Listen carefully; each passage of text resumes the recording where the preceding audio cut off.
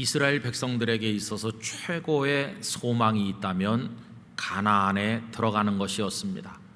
하나님께서 일찍이 아브라함, 이삭, 야곱에게 땅을 약속하신 이후로 가나안은 그들의 가슴에 소망이었고, 애굽에서 희망 없는 노예살이를 하는 중에도 가나안 땅은 한 줄기 빛을 비추어 주었습니다.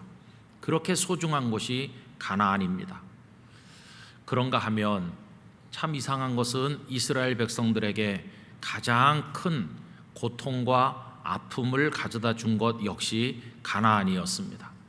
이 가나안이 가진 이중성, 그것을 우리가 성경에서 발견하게 되는데, 그걸 가장 잘 보여주는 사건은 가데스 바네아 사건이라고 생각합니다. 거기서 12명의 정탐꾼을 가나안에 보냈는데, 이들이 돌아와서 보고하는 말을 들어보니까 한 가지에는 일치했지만 다른 한 가지에 대해서는 의견이 갈린 것을 보게 됩니다. 12명의 의견이 일치했던 것은 그 땅이 정말 아름답고 젖과 꿀이 흐르는 땅이더라 하는 것이었습니다. 오늘 말씀 가운데서도 7절과 8절에 여호수아와 갈렙의 보고가 나옵니다. 이스라엘 자손의 온 회중에게 말하여 이르되 우리가 두루 다니며 정탐한 땅은 심히 아름다운 땅이라. 여호와께서 우리를 기뻐하시면 우리를 그 땅으로 인도하여 들이시고 그 땅을 우리에게 주시리라. 이는 과연 젖과 꿀이 흐르는 땅이니라 라고 하였습니다. 그런데 이것에 관해서는 나머지 10사람의 의견도 동일하였습니다. 13장 26절 27절을 보면 바란 광야 가데스에 이르러 모세와 아론과 이스라엘 자손의 온 회중에게 나와 그들에게 보고하고 그 땅의 과일을 보이고 모세에게 말하여 이르되 당신이 우리를 보낸 땅에 간즉 과연 그 땅에 젖과 꿀이 흐르는데 이것은 그 땅의 과일이니이다. 그 땅이 좋다는데 젖과 꿀이 흐르는 땅이라는 데는 의견이 일치했습니다. 그런데 한 가지에는 의견이 엇갈렸는데 그 땅을 우리가 얻을 수 있느냐에 대해서는 의견이 나뉘었습니다. 그 10사람은 말하기를 그 땅에 살고 있는 거민들이 워낙 강력하기 때문에 얻는 것이 불가능하다고 절망적인 보고를 하였습니다. 13장 32절과 33절입니다. 이스라엘 자손 앞에서 그 정탐한 땅을 악평하여 이르되 우리가 두루 다니며 정탐한 땅은 그 거주민을 삼키는 땅이요 거기서 본 모든 백성은 신장이 장대한 자들이며 거기서 네피림 후손인 아낙 자손의 거인들을 보았나니 우리는 스스로 보기에도 메뚜기 같으니 그들이 보기에도 그와 같았을 것이니라. 우린 너무 왜소한데 그들은 장대하고 그러니 상대가 되질 않고 그 땅을 얻을 수 없노라고 이야기했습니다. 그러나 이에 비해서 여호수아와 갈렙의 보고가 얼마나 믿음의 보고입니까? 여러분 오늘 본문 9절을 다 같이 함께 읽도록 하겠습니다. 다만 여호와를 거역하지는 말라. 또 그 땅 백성을 두려워하지 말라. 그들은 우리의 먹이라. 그들의 보호자는 그들에게서 떠났고 여호와는 우리와 함께 하시느니라. 그들을 두려워하지 말라 하나. 여호수아와 갈렙은 굉장한 믿음을 가지고 하나님께서 함께 하시기 때문에 그 땅을 얻을 수 있다고 이야기하였습니다. 성도 여러분, 우리들은 이 엇갈린 두 가지 이야기 중에서 어느 쪽에 마음을 두고 삽니까? 우리들은 믿음으로 그 땅을 얻을 수 있다고 말하는 여호수아와 갈렙의 보고를 우리 마음에 귀하게 생각하면서 살고 있습니다. 그러나 한 걸음 뒤로 물러가서 객관적으로 가만히 냉정하게 생각해 보면 그 10사람의 보고가 그다지 틀린 건 아니라는 것을 알게 됩니다. 여러분, 가나안 땅 정말 어려운 곳이었어요. 우선 따져보면 땅이 좁잖아요. 지금도 이스라엘의 영토는 대한민국의 5분의 1 정도밖에 안 됩니다. 거기다가 그 땅은 주인 없는 빈 땅이 아니라 원주민들이 다 자리 잡고 살고 있어서 그 땅을 얻으려면 많은 전쟁을 해야 되는 힘든 땅입니다. 그뿐이 아니라 세계 4대 문명 중에 두 문명인 이집트 문명과 메소포타미아 문명, 거대한 문명이 충돌하는 경계선에 놓여 있어서 역사적으로 많은 강대국들의 전쟁터가 되었던 곳이 바로 거기입니다. 뿐만 아니라 저 바다 건너 지중해 쪽에서 바다 민족들이 계속 침략해 오는데 대표적인 것이 블레셋이었고, 그들은 일찍부터 철기 문화가 발전해서 강력했고, 성경에 보면 블레셋으로 인해서 이스라엘이 얼마나 고통을 겪었나 하는 거 우리 잘 알고 있질 않습니까? 그러니까 냉정하게 말하면 이 가나안 너무나 살기 어려운 땅이다 하는 것입니다. 하나님께서 복으로 약속으로 주시는 땅이면 땅이 좀 넓어야 되고 기름져야 되고 그 땅에 주인이 없어서 쉽게 얻을 수 있어야 되고 적이 없어서 번성할 수 있는 평화의 땅이어야 하는데, 실제로 가나안은 그 정반대에 있었다는 것입니다. 젖과 꿀이 흐르는 땅이기는 해요. 그러나 그 땅이 안겨줄 고통은 감당하기가 너무나도 어려운 것이었음을 알게 됩니다. 여러분, 그런데 이 모습은 오늘 우리와 너무 닮았다는 생각이 안 드세요? 우리가 지금 몸담고 살고 있는 이 한반도라고 하는 땅이 얼마나 기름진 땅입니까? 저는 한반도야말로 가나안이라고 생각합니다. 사계절이 분명해서 살기가 좋죠. 골짜기마다 물이 넘쳐 흐르죠. 농사지면 농사가 잘 되죠. 이렇게 기름진 땅이 어디 있어요? 젖과 꿀이 흐르는 땅이 바로 삼천리 반도 금수강산 이 땅이라고 생각하고 있어요. 정말 좋은 곳에 우리가 살고 있어요. 그러나 살기가 쉽습니까?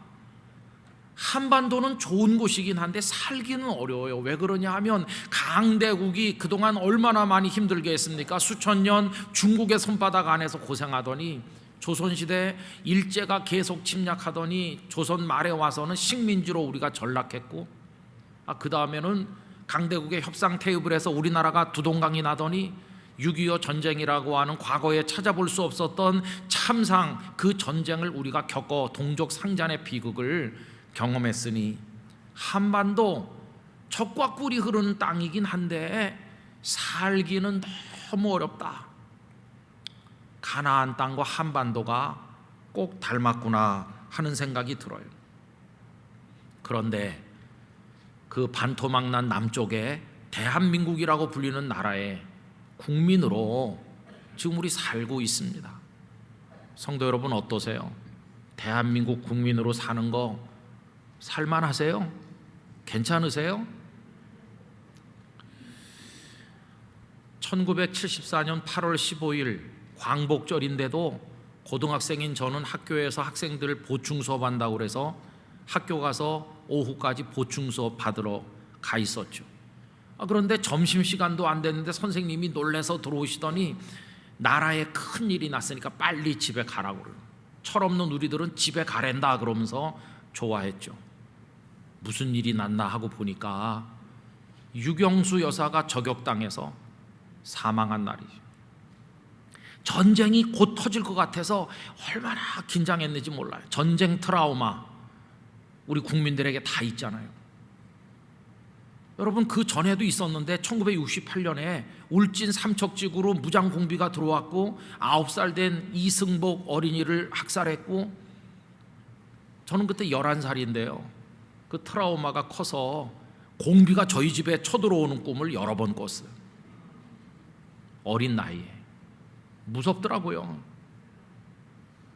그리고 얼마 후에는 인도차이나 반도에 여러 나라들이 차례로 공산화되면서 이 도미노 현상처럼 그 다음에는 대한민국이 공산화되는 거 아닌가, 이런 생각을 우리 국민들 많이 하지 않았습니까? 그래서 저는 이런 생각 해봤어요. 왜 하나님은 나를 여기 나게 하셨을까? 저 스위스 같은 영세 중립국이나 부강한 미국의 한모퉁이에서 나게 하지 않으시고 왜 여기 태어나서 공비 꿈을 꾸면서 이렇게 살게 하실까? 그런 생각을 여러 번 했었어요. 대한민국에 사는 게 쉽질 않아요. 그리고 지금 몇십 년 지나서 뭐 경제 규모가 10위쯤 되고 반도체를 비롯해서 첨단 산업이 뭐 발전하고 대단한 것 같긴 한데 뭐 별로 사는 게 좋아진 것 같진 않아요. 여전히 4대 강국 틈사기에서 고통받고 있지 않습니까? 다른 나라 국민들은 신경 안 써도 되는 걸 우린 지금 신경을 쓰면서 어렵게 살잖아요. 다른 나라 사람들이 신경 안 쓰는 거, 북한의 핵과 미사일을 바로 머리 위에 안고 살고 있고, 엄청난 군사비를 지출해야 되고 우리 아들들과 딸들이 군대 입대해야 되고, 그러면서 우리나라 미래를 우리 스스로 결정 못하고 이 눈치 저 눈치 봐야 되고, 다른 나라 사람들은 걱정 안 해도 될 통일이라고 하는 무거운 숙제를 어깨에 짊어지고 있는 게 우리들의 처지 아닙니까? 우리는 왜 이렇게 힘들게 어려운 숙제를 안고 허둥대며 살아야 되는지, 우리는 왜 이렇게 힘든지 어떻게 하면 좋을까요? 여러분, 빨리 짐 챙겨서 이민이라도 가시겠어요? 아니면 하나님 앞에 막 원망하고 우리나라 땅이 왜 이런 데 있느냐고 그렇게 하면 하나님께서 미안하다 그러면서 대한민국을 저 뉴질랜드 밑에다 붙여주실까요? 어떻게 하면 좋겠어요? 여러분, 그래서요, 이제는 생각을 바꾸는 수밖에 없구나 하는 마음이 듭니다. 하나님의 백성들은 이 땅에 나서 대한민국 국민으로 한민족의 한 사람으로 살면서 생각을 바꿔야 되겠다고 하는 것이죠. 어떻게 하면 될까요? 첫째는요, 가나안에 대한 잘못된 환상을 완전히 지우고 살아야 하겠다는 것입니다.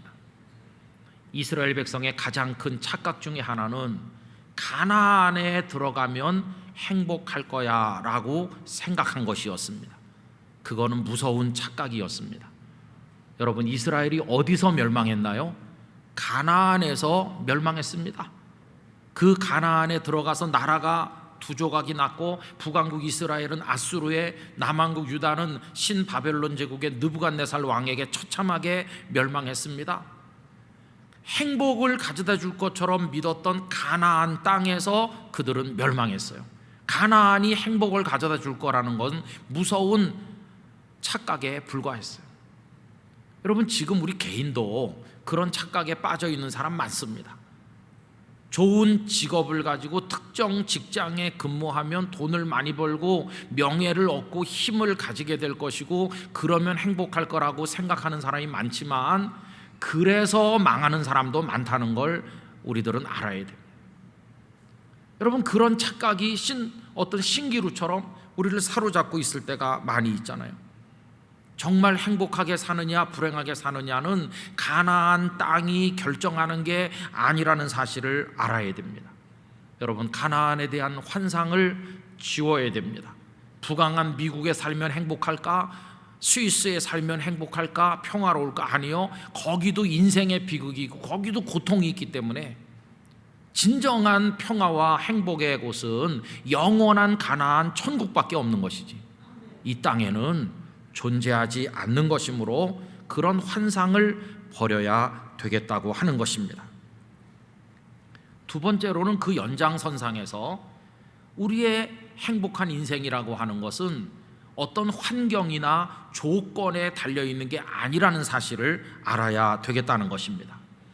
여러분, 젖과 꿀이 흐르는 땅에 살면 행복하고 척박한 광야에 살면 불행하다는 전제를 가지고 산다면, 그래서 우리 인생의 행불행이 조건이나 환경에 달려있는 거라면 가나안에 들어간 이스라엘은 행복했어야죠.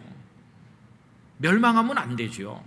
그리고 광야에 있을 때는 너무너무 불행해야 되는 거 아닙니까? 그런데 그게 다 뒤집히는 걸 볼 수 있습니다. 여러분, 광야에 있으면 불행하다, 이 전제를 가지고 보면 광야에서 인생의 3분의 1을 보낸 모세는 어떻게 되는 겁니까? 모세의 120년 인생 중에 3분의 1, 40년은 애굽의 궁궐에서 살았는데 이스라엘 사람의 정체성을 상실한 슬픔의 시간이었고, 가운데 40년은 미디안 광야에서 세상으로부터 잊혀진 존재로 살았고, 그 다음 40년은 하나님의 사명을 받아서 백성들과 함께 광야에 살았는데, 그러면 80년을 광야에 살았으니까 모세는 가장 불행한 사람이라고 말해야 되는 게 아니겠습니까? 그런데 보세요. 광야라는 환경이나 척박한 조건을 따라서 생각하면 모세는 가장 불행한 사람이라고 말해야 되겠지만 성경은 그렇지 않습니다. 모세야말로 우리 모두가 바라보며 배워야 될 믿음의 선배로 우뚝 서 있는 거 아니겠습니까? 광야에서 그는 위대하게 되었습니다. 광야에서 하나님의 친구가 되었습니다. 그 모래바람 속에서도 하나님의 음성을 듣는 귀를 가지고 있었고, 혈과 육을 가진 연약한 인생임에도 불구하고 감히 하나님을 대면하여 보는 영광의 자리에 이른 사람이 바로 모세였습니다. 여러분, 광야도 사람을 위대하게 만든다는 사실을 모세를 통해서 배우게 됩니다. 광야가 은혜의 땅이 된 것은 이스라엘 백성들에게도 똑같습니다. 만나와 메추라기, 반석에서 솟는 물, 은혜의 음식을 먹고 생수를 마시지 않았습니까? 구름 기둥과 불 기둥으로 임재하신 하나님과 더불어 함께하지 않았습니까? 하나님을 경외하는 말씀을 받은 게 광야고, 하나님께 경배하는 성막을 만든 것도 광야였습니다. 그러니까 가나안은 무조건 환경이 좋기 때문에 행복하고 광야는 척박하기 때문에 불행하다는 우리의 이런 공식이 완전히 무너진다는 사실을 알게 됩니다. 성도 여러분, 환경이나 조건에 매달리시지 않게 되기를 바랍니다. 나쁜 환경 때문에 불행한 것이 아니라 우리의 잘못된 생각 때문에 불행하게 되는 것입니다. 어떤 환경에서도 복된 사람이 될 수 있는 줄로 믿습니다. 그 모델을 우리가 다윗에게서 찾아볼 수 있습니다. 시편 16편 6절 말씀을 쉬운 성경으로 읽어보겠습니다. 주께서 주신 땅은 매우 좋은 곳입니다. 정말로 나는 아름다운 몫을 받았습니다. 하나님께서 나 다윗에게 줄로 재어서 다윗 이거 너의 몫이야 하고 주셨는데 너무나 좋고 너무나 아름답습니다, 이런 거거든요. 그럼 여러분, 다윗의 인생에 주어진 몫이 좋았습니까? 아닙니다. 그냥 양 몇 마리 몰고 다니면서 아버지와 형님들에게 별 인정도 못 받고 냄새나는 목동 소년에 불과했어요. 그게 무슨 몫이 좋은 겁니까? 그 다음에 왕의 신하가 되어서 전쟁에 나갔지만 피가 튀기는 전쟁터에서 죽음의 고통을 수도 없이 넘었어야만 되는데 그게 다윗의 몫이었어요. 그런데 다윗은 왜 이런데 나를 이런 일이나 하며 살도록 두셨느냐고 원망하지 않고 하나님께서 주신 몫이 좋다고 기뻐하고 감사하면서 최선을 다했습니다. 여러분, 양을 먹이는 목동일 때 맹수가 오면 그까지 양 그러면서 버리고 도망간 게 아니라 맹수와 맞서 싸울 만큼 최선을 다했어요. 그게 무슨 보배라도 되는 것처럼 빼앗기지 않으려고 자기에게 주신 몫을 사랑해 지키려고 했어요. 그리고 전쟁터에 나갈 때는 하나님을 의지하고 성벽을 뛰어넘고 하나님을 의지해서 적진을 향해 달리면서 하나님 앞에서 위대한 믿음의 사람으로 살려고 최선을 다했어요. 왕이 된 다음에 그 허약한 나라를 반석 위에 세우기 위해서 얼마나 그가 분투 노력하며 하나님 앞에 무릎 꿇었는지 우리가 잘 알고 있지 않습니까? 여러분, 나쁜 환경이지만 하나님께서 주신 줄 믿고 최선을 다했습니다. 전에도 말씀드린 것처럼 지리산 골짜기에 10명, 20명 작은 교회를 목회하시는 목사님들이 월요일마다 모여서 돌아오는 주일날 할 설교 초고를 서로 나누며 거룩한 충고를 주고받으며 같이 손잡고 기도하며 오전 10시부터 오후 2, 3시까지 매주 월요일 그렇게 하는 걸 보고 제가 감동받았어요. 그렇게 열심히 설교를 준비해봤자 그날 설교를 들을 청중은 불과 10몇 명밖에 안 되는, 다 할아버지 할머니들밖에 없는 그런 교회 목사님들이신데 당신들이 받으신 목회의 몫을 불평한 것이 아니라 하나님께서 내 몫으로 주신 목회지다 생각하면서 얼마나 최선을 다합니까? 여러분, 그게 오늘 우리에게 주신 가나안의 조건에 대해서 따지지 아니하고 감사하며 받아들여 살아야 될 우리의 모습인 줄로 믿습니다. 여러분, 달란트가 5개가 아니라고 원망할 것이 아니라 한 달란트에도 감사하면서 충성하는 우리 성도들이 되시기를 바라는 것입니다. 그렇게 보면 아까 말씀드린 우리 대한민국 국민으로 살아가는 우리의 환경이 참 안 좋은 게 많지만 그거 하나님께서 우리에게 주신 몫인 줄로 믿습니다. 호전적인 북한, 우리가 감당해야 될 몫입니다. 그리고 그들과 맞서서 열강과 같이 얽히고 설켜서 복잡하게 풀어나가야 될 많은 난제들, 우리가 짊어져야 될 짐입니다. 그리고 거기서 탄압받는 많은 이들이 넘어서 대한민국까지 와서 탈북 자유인으로 34,000명이 살고 계시는데, 그분들이 잘 정착하고 복음의 사람이 되어 통일의 그날 선교사처럼 올라가 고향 땅을 복음화할 수 있도록 우리가 뒷받침하고 기도해야 되는 거, 그게 우리가 감당해야 될 우리의 사명인 줄로 믿습니다. 그걸 위해서 접경지대에서 애쓰다가 고통을 받는 분도 있고 심지어 죽음 당한 분도 있고 많은 교회들이 눈물을 흘리며 기도하고 애쓰고 있는데, 그게 다 우리들의 감당해야 될 몫이요 영락교회가 기쁨으로 져야 될 짐인 줄로 믿습니다. 우리 개인과 가정도 마찬가지입니다. 내 몸이 병들고 가족이 아프고 내 직장 환경이 안 좋고 경제적 소득이 너무 적어서 살기가 힘들다. 왜 하나님은 나에게 이런 육체, 이런 가정을 주셔서 이런 일터에서 고생하게 하시나? 왜 내 가난은 이런가? 이렇게 원망스럽지만, 다윗처럼 하나님께서 주신 몫이 좋고 아름답습니다라고 하면서 그걸 묵묵히 감당해 나가는 그런 믿음으로 우리가 삶을 살아내야만 될 줄로 믿습니다. 여러분, 광야에 계시든 가나안에 계시든 환경이 좋든지 나쁘든지 진짜 중요한 것은 그곳을 가나안으로, 정말 젖과 꿀이 흐르는 땅으로 바꿔 나가는 게 중요하다는 것입니다. 그럼 그곳을 어떻게 젖과 꿀이 흐르는 진짜 가나안으로 바꿔 나갈 수 있을까? 그게 세 번째인데, 그 대답이 그 갈렙과 여호수아가 했던 9절 이야기 속에 그대로 나와 있습니다. 여러분, 아까 읽었지만 9절을 다시 한번 읽겠습니다. 다만 여호와를 거역하지는 말라. 또 그 땅 백성을 두려워하지 말라. 그들은 우리의 먹이라. 그들의 보호자는 그들에게서 떠났고 여호와는 우리와 함께 하시느니라. 그들을 두려워하지 말라 하나. 아멘. 여러분, 그들을 두려워하지 않기를 원합니다. 우리의 환경을 두려워하지 않기를 원합니다. 우리의 척박한 조건을 두려워하지 않기를 원합니다. 어떻게 해요? 여호와는 우리와 함께 하시느니라. 그 하나님과 함께 하는 법을 터득하게 되시기를 바라는 것입니다.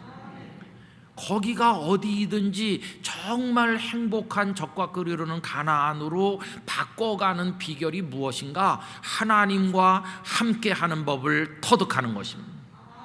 여러분, 이스라엘은 어떻게 됐나요? 하나님과 함께 하는 법을 배웠죠. 그래서 함성과 나팔 소리에 여리고 성이 무너지는 것을 경험을 했고, 하늘의 해와 달을 멈추시는 그 하나님과 함께하는 법을 배움으로 가나안 땅을 정복하지 않았어요. 하나님과 함께할 때 놀라운 능력을 경험하고 승리했어요. 그런데 시간이 지나서 그들의 마음이 다 하나님을 떠나고 우상 앞에 머리를 숙이고 하나님과 함께하지 않게 되면서 나라는 분열됐고 그들은 다 멸망하게 된 것이었어요. 그래서 여러분, 분명한 걸 깨닫는데, 어떤 몫을 받았느냐, 진짜 거기가 젖과 꿀이 흐르느냐, 조건이 좋으냐, 이게 중요한 게 아니라 어디 있든지 하나님과 함께하면 거기가 가나안으로 바뀌게 된다는 것입니다. 하나님과 함께하는 삶을 터득해 나가시게 되기를 간절히 바라는 것입니다. 성경의 인물들은 다 그래요. 여러분, 아까 다윗 얘기를 했는데, 여러분들 좋아하시는 시편 23편 4절에 내가 사망의 음침한 골짜기로 다닌다고 그러잖아요. 사망의 음침한 골짜기, 칼날이 날아드는 죽음의 골짜기인데 다윗이 그런 곳으로 다녔어요. 그게 무슨 몫이 좋은 곳입니까? 거기가 기름진 곳인가요? 죽음의 땅 같은 데를 헤매는 거죠. 그러나 다윗은 하나님과 함께하는 법을 배웠어요. 그 골짜기로 다닐지라도 해를 두려워하지 않는다고. 어떻게 그럴 수 있느냐? 주께서 나와 함께 하심이라고. 주의 지팡이와 막대기가 나를 안위하시나이다. 그래서 다윗은 목동일 때도, 전쟁터에 있을 때도, 어디 있으나 자신이 거닐고 있는, 살고 있는 그 자리를 하나님과 더불어 가나안으로 만들어가는 법을 알고 살았던 사람이라는 걸 우리가 깨닫게 된다는 것입니다. 성도 여러분, 그래서 가나안은 주어지는 게 아니라 만들어가는 것임을 알아야 되겠습니다. 그 땅을 진짜 축복의 가나안이 되도록 만들어 갈 때 우리를 도우실 분은 우리 자신이 아니라 하나님뿐이심을 믿어야 하겠습니다. 하나님과 함께 성도님들의 인생, 어려움이 많은 가정, 근무 여건이 열악한 직장, 적은 경제소득, 골치 아픈 대한민국 사회, 무거운 짐을 진 우리 민족, 이 모든 것을 하나님과 함께함으로 날마다 기쁨이 있는 가나안으로 바꾸어 나가게 되기를 원합니다. 고통이 다가올 때 기도해야만 되겠습니다. 눈물이 흐를 때 무릎을 꿇어야만 하겠습니다. 난제를 만났을 때 하나님의 말씀을 뒤적이며 해답을 찾는 사람이 되어야만 하겠습니다. 어렵고 힘들어 쓰러질 때 하나님을 향해 부르짖어야만 되겠습니다. 하나님과 함께 할 때 거기가 가나안으로 바뀌게 될 줄로 믿습니다. 그렇게 되면 광야도 가나안이 되는 것이고, 그렇게 하지 못하면 가나안도 멸망의 광야로 바뀌게 된다는 것입니다. 하나님과 함께 함으로 어디에 있든지 어떤 조건 아래 있든지 모든 곳을 가나안 되게 하는 삶을 살아가시게 되기를 원합니다. 그럴 때 하나님께서 순간순간마다 내려주시는 기쁨을 허락하실 것입니다. 그 기쁨을 맛보면서 고통 속에 있으면서도 찬송할 수 있을 것이고, 북한의 핵을 머리 위에 이고 살면서도 감사할 수 있을 것이고, 많은 문제에도 불구하고 우리는 믿음으로 전진할 수 있게 될 것입니다.